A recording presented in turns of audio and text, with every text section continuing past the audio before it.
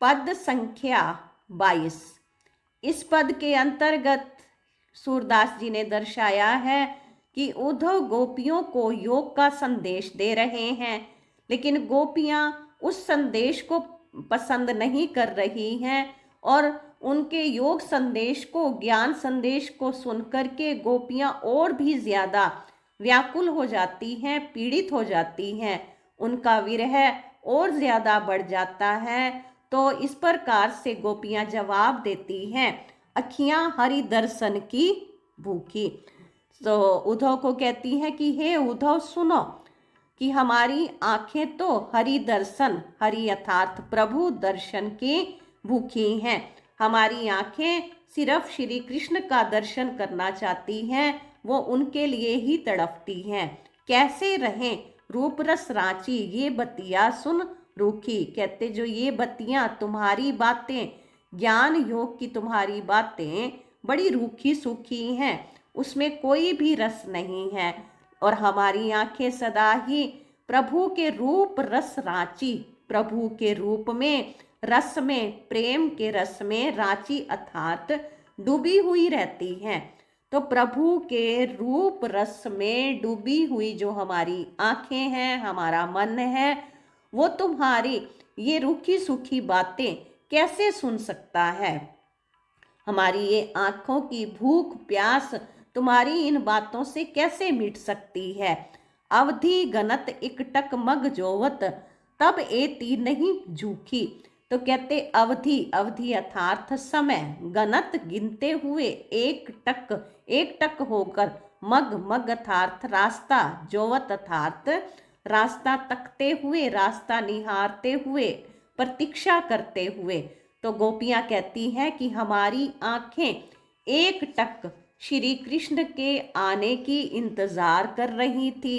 अवधि गनत, वो दिन गिनती थी, समय गिन रही थी, रास्ता देख रही थी, प्रतीक्षा कर रही थी, इंतजार कर रही थी, लेकिन तब एती नहीं झूठी, तब भी हमारी आंखें इतनी झूठी अर्थात दुखी नहीं हुई, उसमें उतना दर्द, उसमें उतनी पीड़ा नहीं हुई जितनी अब इत जोग संदेशन उद्धव इत अति अकुलानी दुखी। तो कहती हैं हे उद्धव कि तब वो इतना हमारी आंखें परेशान नहीं हुई, दुखी नहीं हुई, जितना अब इस प्रकार का जोग संदेशन, इस प्रकार के योग का संदेश सुन करके हमारी आंखें अकुलानी, बहुत ही व्याकुल हैं, दुखी और बहुत ही दुखी हैं, व्याकुल हैं, परेशान हैं।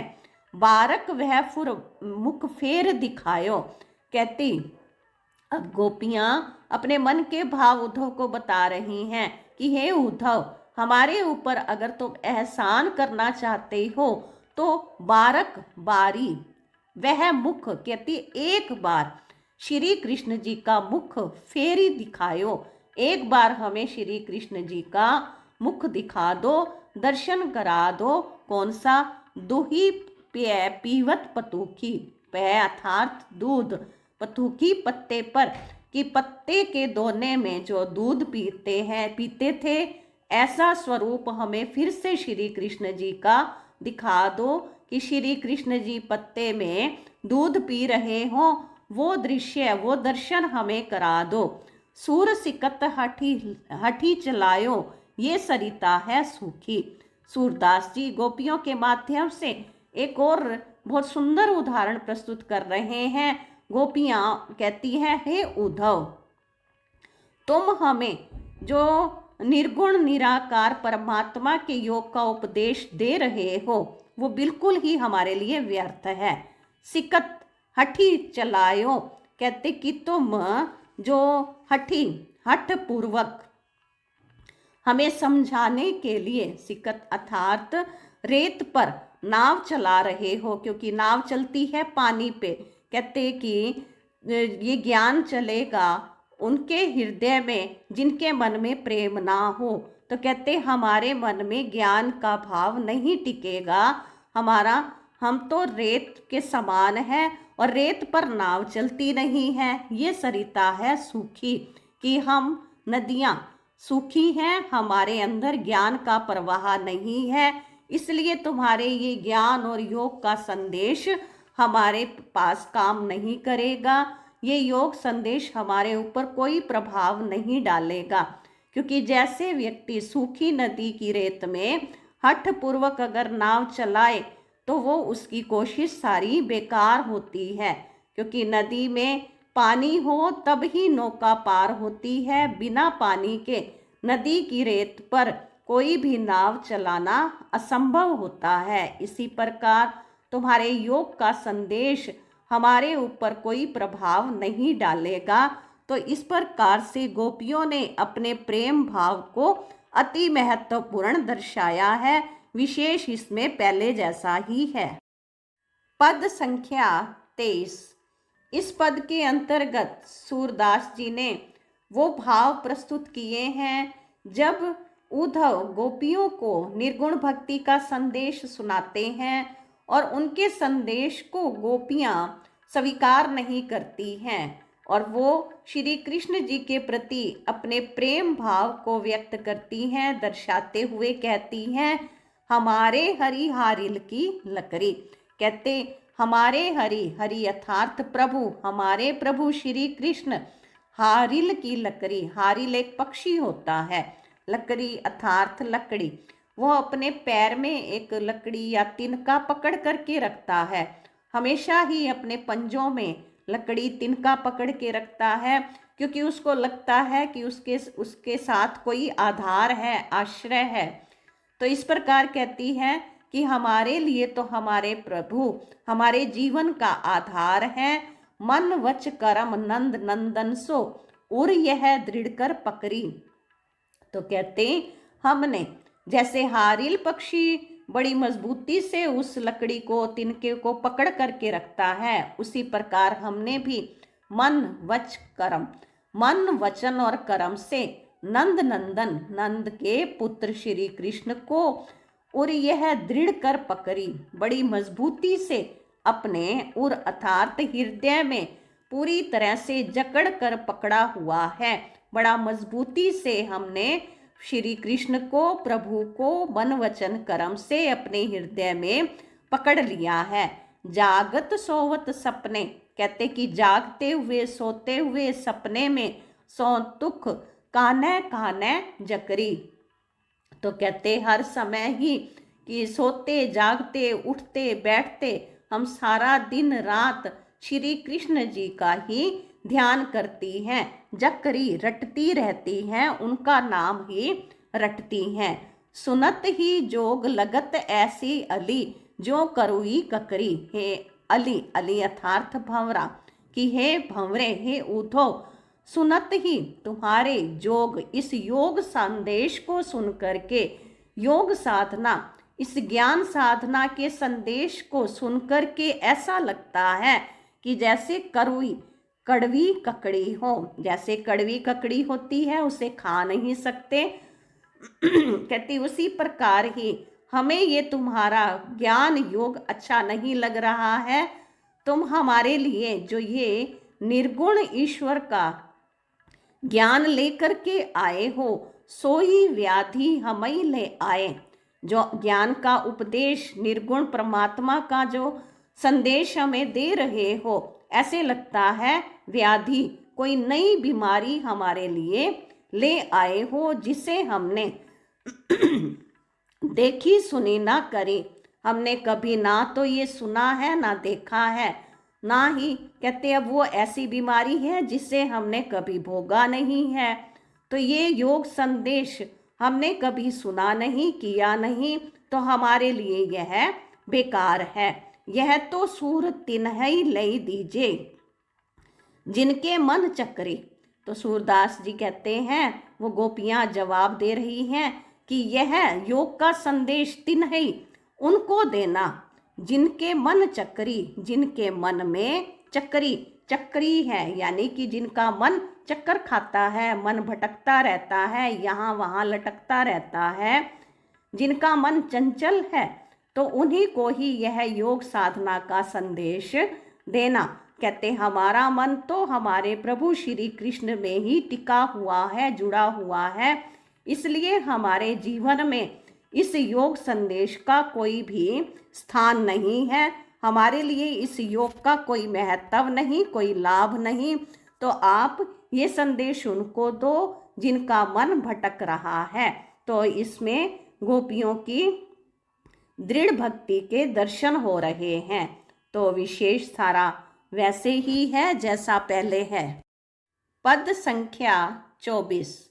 इस पद के अंतर्गत वो दृश्य प्रस्तुत किया गया है जब गोपियां उद्धव को बताती हैं कि वो किस तरह से श्री कृष्ण जी के विरह में व्याकुल हैं।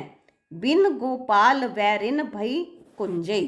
तो कहती हैं कि गोपाल श्री कृष्ण के बिना बैरिन अर्थात दुश्मन हो गई हैं कुंजई, कि ये जो लताएं, लताओं का समूह है, कि यही ब्रज की लताएं जो बहुत अच्छी लगती थी, वो अब यहाँ पर श्री कृष्ण जी के बिना हमें वैरन अर्थात दुश्मन लगती हैं। बिनु गोपाल, प्रभु के बिना, श्री कृष्ण के बिना ये सारी लताएं हमें शत्रु भासती हैं, शत्रु की तरह महसूस होती हैं। तब ये लता लगती अति शीतल। जब श्री कृष्ण जी हमारे पास थे, हम उनके साथ थे, तब ये लताएं बहुत शीतल लगती थी, मन को संतोष देती थी, तृप्ति देती थी। तो यह लताएं सुखदाई महसूस होती थी। अब भई विषम ज्वाल की पूंजी। तो कहते कि अब तो ये बहुत भयंकर ज्वाल अर्थात अग्नि, पुंजई अर्थात समूह, कि यह अग्नि का समूह लगती है, कि ये अग्नि की तरह जलाने वाली लगती हैं।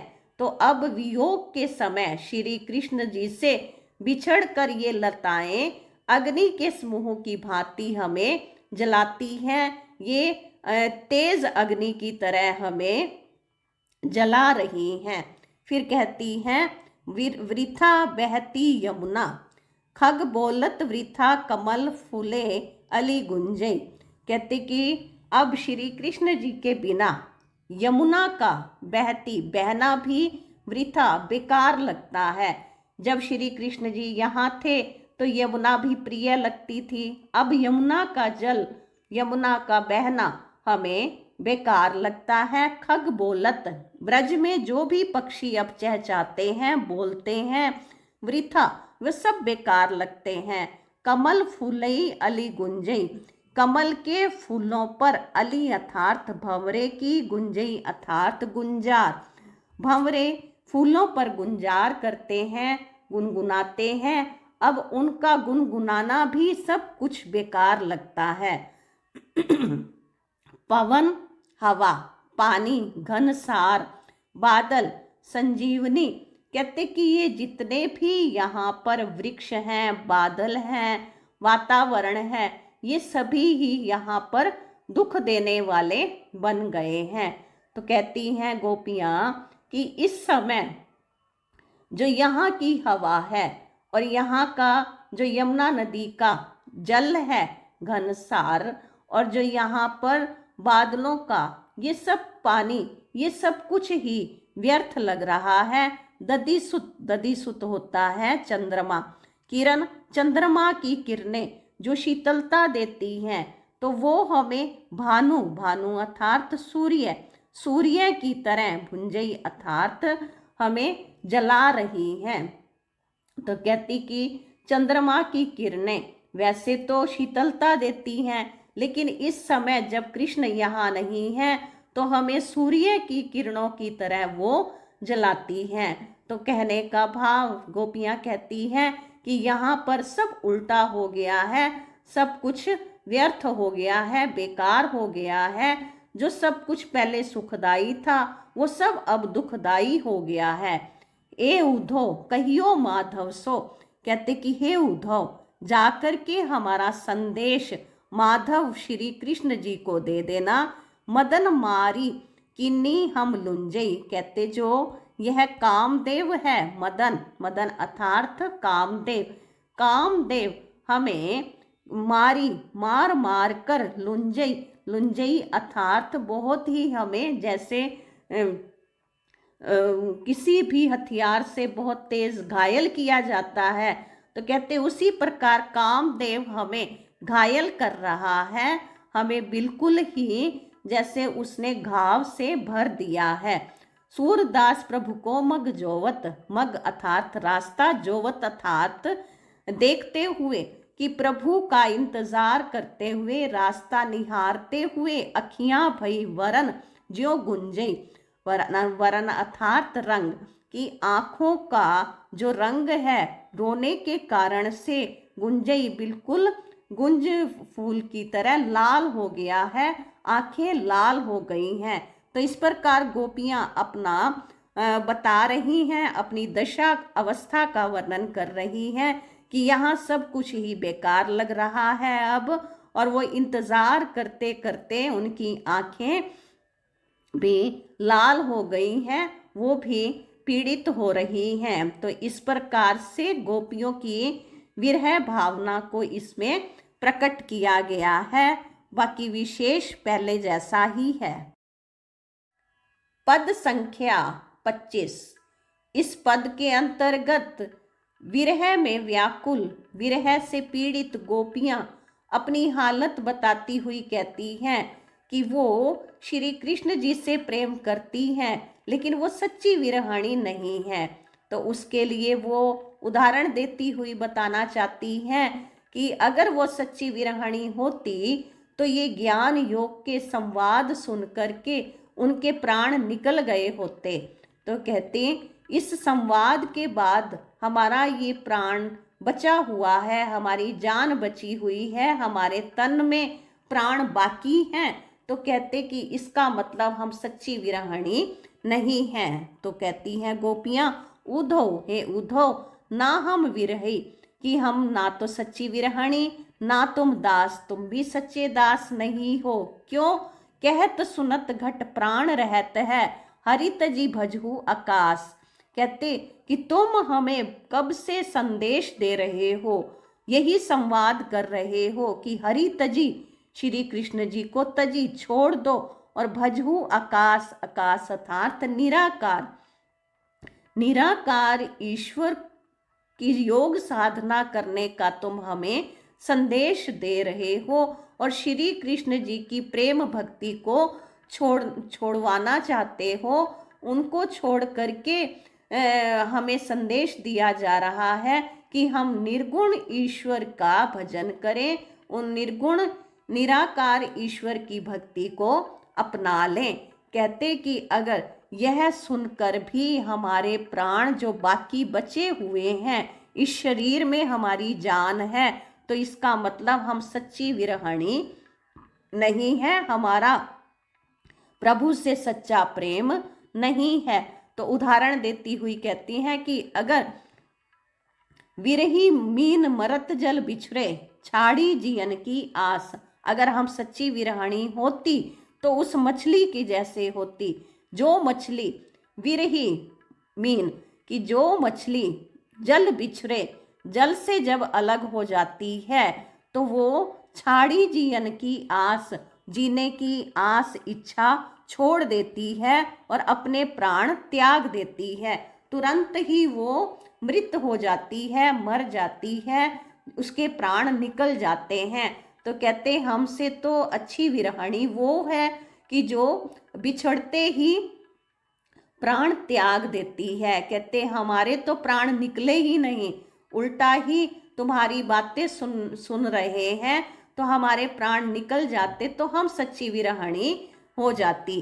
दास भाव नहीं तजत पपीहा, बरु सही रहत प्यास। कहते कि जो पपीहा पक्षी है वो भी केवल प्यासा रह जाता है, स्वाति की बूंद के लिए वो तड़फता रहता है, पुकारता रहता है, लेकिन बारिश के जल को ग्रहण नहीं करता है, सिर्फ स्वाति की बूंद की ही इंतजार करता है। तो कहते कि इसलिए स्वाति नक्षत्र की बूंदों के प्रति भाव रखने वाला जो पपीहा है वो बरसते हुए पानी को नहीं पीता है, बल्कि प्यासा ही रह जाता है, और प्यासा ही चाहे उसे प्राण त्यागने पड़े तो वो भी त्याग देता है। तो कहते इसी तरह ही कि तुम भी, तुम्हारे अंदर भी वो दास भाव नहीं है, हमारे अंदर वो प्रेम भाव नहीं है, विरह का भाव नहीं है। तो अपने प्रेम का वर्णन करती हुई फिर एक और उदाहरण दे रही हैं। प्रगट प्रीति दशरथ प्रतिपाली प्रीतम के वनवास। कहते कि सच्चा प्रेम अगर देखना है तो एक उदाहरण और है कि राजा दशरथ ने जब प्रतिपाली किस जो राजा दशरथ थे, प्रीतम श्री राम जी के वनवास का समाचार सुनते ही वो जी नहीं पाए, तो वो उनका सच्चा प्रेम था। तुरंत ही उनके प्राण निकल गए। तो ये सच्चे प्रेम का उदाहरण देती हुई कहती है कि हम तो जिंदा हैं, तो हमारा प्रेम भी सच्चा नहीं है। सूर श्याम सो दृढ़वत कीन्हो, मेटी मेटी जगत उपहास। सूरदास जी कहती हैं, ये गोपियां बता रही हैं कि हे उद्धव, हमने संसार के संसार के लोगों के उपहास को, मजाक को भी सहन किया है, उसकी परवाह भी नहीं की। सो दृढ़वत कीनो, हमने पक्का व्रत लिया है, अपने मन को मजबूती से, इस दृढ़ता से पक्का करके रखा हुआ है कि हम श्री कृष्ण जी से ही प्रेम करेंगी। लेकिन श्री कृष्ण के विरह के कारण अगर हम अभी तक जीवित हैं तो इसका मतलब हम अपने दृढ़ता के व्रत पर पूरी नहीं उतर पाई हैं, हम अपने प्रेम की परीक्षा में सफल नहीं हो पाई हैं।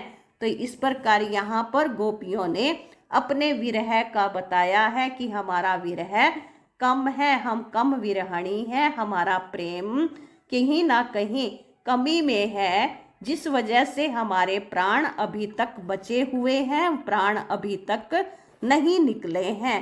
तो विशेष पहले जैसा ही है।